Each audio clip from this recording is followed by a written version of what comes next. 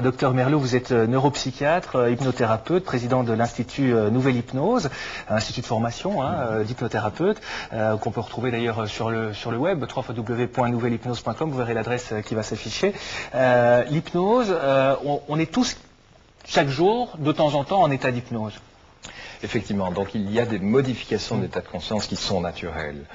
On passe par des cycles ultradiens, d'ailleurs pour les définir, des cycles ultradiens qui sont effectivement, qui ont une certaine fréquence, mais qui peuvent aussi être produites par certains contextes rassurants ou certains contextes comme la voiture, où effectivement on a des modifications légères de l'état de conscience. C'est-à-dire, exemple concret, on est en voiture, on est en train de rouler et quelque part on oublie un peu la route parce qu'on est absorbé par ses pensées. Ça veut dire qu'on est dans un état d'hypnose? Effectivement, c'est une sorte d'état d'hypnose naturel où on développe une conscience parallèle qui peut penser à de bons souvenirs ou qui peut s'imaginer de chouettes projets.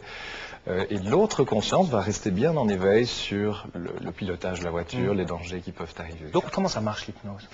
L'hypnose, en fait, le grand principe, c'est de permettre, avec quelqu'un qui est consentant, bien sûr, sinon ça... C'est obligatoire. Voilà, on ne sait pas piéger quelqu'un comme, effectivement... On en parlera d'ailleurs avec des exemples de spectacles, ce genre de choses. Il faut une collaboration, sinon ça ne fonctionne pas. Ça, c'est de la blague.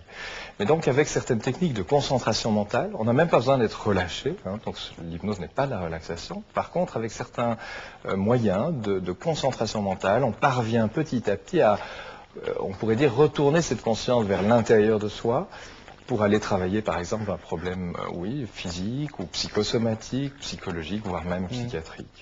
L'hypnose, c'est pas récent, on en parle beaucoup pour l'instant, c'est très à la mode, c'est très ancien l'hypnose, ça date quoi du XVIIIe siècle? Alors effectivement, la première fois où on en a parlé c'était en 1843, maintenant c'est vrai qu'on se rend compte, par des stèles notamment en Égypte, qu'on faisait déjà des formes d'hypnose, que les prêtres, médecins à l'époque faisaient effectivement des formes d'hypnose. Donc c'est un très, très ancien phénomène qu'on retrouve dans à peu près toutes les cultures. Le principe des trans qu'on trouve dans certaines cultures, dans certaines peuplades, c'est aussi un phénomène hypnotique? Oui, quelque part, ce sont des trans extravertis. En général, ça fait peur aux Occidentaux. Bien sûr, et les Occidentaux, comme ils ne sont pas effectivement dans cette culture-là, quand ils rentrent en transe hypnotique, ils n'ont pas effectivement d'extériorisation particulièrement spectaculaire. Freud a créé la psychanalyse justement pour se détacher de l'hypnose. C'était l'ancienne hypnose, maintenant on peut parler de nouvelle hypnose, c'est ça? Effectivement, il lui a appris l'hypnose ancienne, c'est-à-dire une hypnose quand même très autoritaire pour explorer l'inconscient, mais surtout principe pour explorer... je le veux, c'est ça?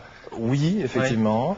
Il l'a utilisé d'ailleurs très longtemps et il a reconnu que c'était grâce à l'hypnose qu'il avait découvert les principes de la psychanalyse.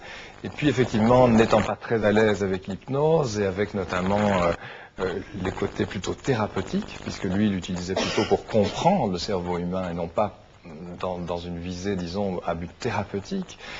Donc petit à petit, il l'a abandonné pour créer sa propre technique.